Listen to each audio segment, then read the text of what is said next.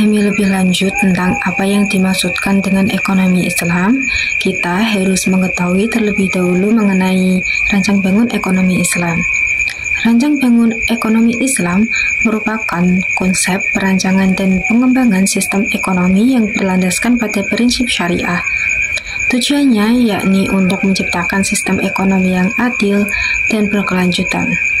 Rancang bangun ini terdiri dari atap, tiang, dan landasan. Ada 5 macam landasan, yaitu akidah, adil, nubuwah, khilafah, dan ma'at. Hubungan ekonomi Islam dengan akidah tampak jelas dalam banyak hal, karena kunci keimanan seorang adalah dilihat dari tauhid atau akidahnya. Oleh karenanya, setiap perilaku ekonomi manusia harus didasari oleh prinsip yang sesuai dengan ajaran Islam. Oleh karena itu, setiap tindakan yang menyimpang dari syariah akan dilarang, sebab akan dapat menimbulkan kemudaratan bagi kehidupan umat manusia, baik bagi individu itu sendiri maupun bagi orang lain. Yang kedua yaitu adil. Adil merupakan perilaku yang sangat penting dalam ekonomi Islam. Adil artinya menempatkan sesuatu pada tempatnya. Adil di sini mengandung makna bahwa dalam setiap aktivitas ekonomi yang dijalankan tidak terjadi suatu tindakan yang menzalimi orang lain. Yang ketiga yaitu nubuwah. Nubuwah berarti menjadikan sifat dan sikap Nabi sebagai tauladan dalam menjalankan suatu aktivitas. Sehingga prinsip yang terkandung dalam ekonomi Islam merupakan prinsip universal yang dapat diterapkan oleh seluruh umat, baik oleh umat Islam maupun umat selain Islam. Yang keempat yaitu khilafah. Khilafah artinya pemimpin. Islam menyuruh kita untuk mematuhi pemimpin selama masih dalam koridor ajaran Islam, karena peran pemimpin penting dalam mengatur segenap aktivitas dalam perekonomian. Yang kelima yaitu ma'at. Ma'at atau return. Ini berarti dalam Islam pun boleh mengambil keuntungan dalam melakukan suatu aktivitas perekonomian. Oleh karenanya, salah besar yang beranggapan bahwa dalam Islam tidak boleh mengambil keuntungan. Terdapat 3 tiang dari rancang bangun ekonomi Islam. Yang pertama yaitu multi-type ownership. Islam mengakui jenis-jenis kepemilikan yang beragam. Dalam ekonomi kapitalis, kepemilikan yang diakui hanyalah kepemilikan individu semata yang bebas tanpa batasan. Sedangkan dalam ekonomi sosialis, hanya diakui kepemilikan bersama atau kepemilikan oleh negara, di mana kepemilikan individu tidak diakui dan setiap orang dapat imbalan jasa yang sama rata. Kedua yaitu economic freedom. Dalam ekonomi Islam, setiap manusia bebas melakukan aktivitas ekonomi apa saja, selama aktivitas ekonomi yang dilakukan bukan aktivitas ekonomi yang dilarang dalam kerangka yang Islami. Yang ketiga yaitu social justice.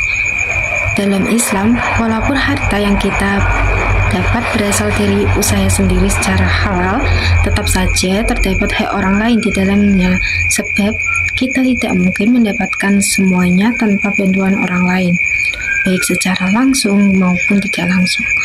Oleh karena itu, Islam mewajibkan zakat dan voluntary sektor seperti infak, sedekah, wakaf, dan hibah agar terjadi pemerataan dalam distribusi pendapatan. Atap rancang bangun ekonomi Islam. Atap dari rancang bangun ekonomi Islam itu sendiri yaitu akhlak, yang menjadi perilaku Islami dalam perekonomian, atau dalam kaitannya dengan ekonomi bisa diartikan sebagai suatu etika yang harus ada dalam setiap aktivitas ekonomi. Dengan akhlak ini, manusia dalam menjalankan aktivitasnya tidak akan sampai merugikan orang lain dan tetap menjaga sesuai dengan syariah.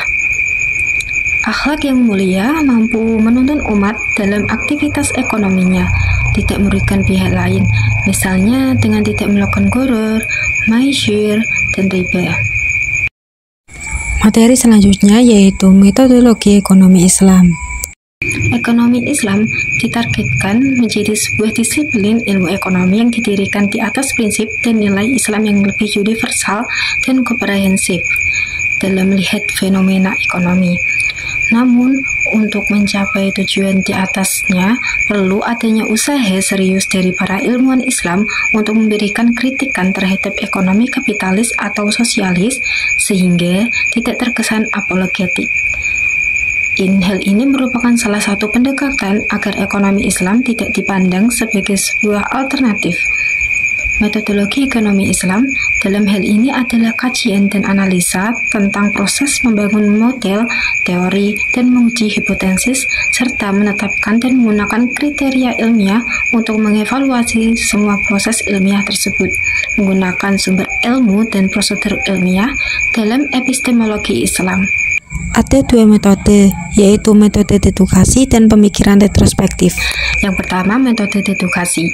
Metode ini dikembangkan oleh para ahli hukum Islam yang diaplikasikan terhadap ekonomi Islam modern.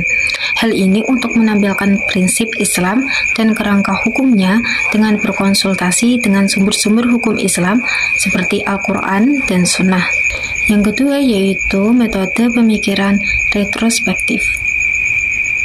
Metode ini digunakan banyak penulis Muslim kontemporer yang merasakan tekanan akibat kemiskinan dan keterbelakangan di dunia Islam dan berusaha mencari berbagai pemecahan terhadap persoalan ekonomi umat Muslim, yaitu dengan kembali kepada Al-Quran dan Sunnah untuk mencari dukungan atas pemecahan tersebut dan mengujinya dengan memperhatikan petunjuk Tuhan.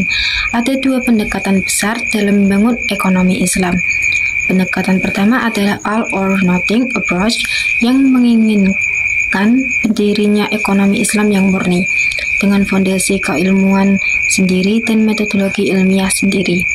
Pendekatan kedua adalah Islamization of Economics yang mencoba mengintegrasikan ilmu ekonomi dengan nilai-nilai dan ajaran Islam.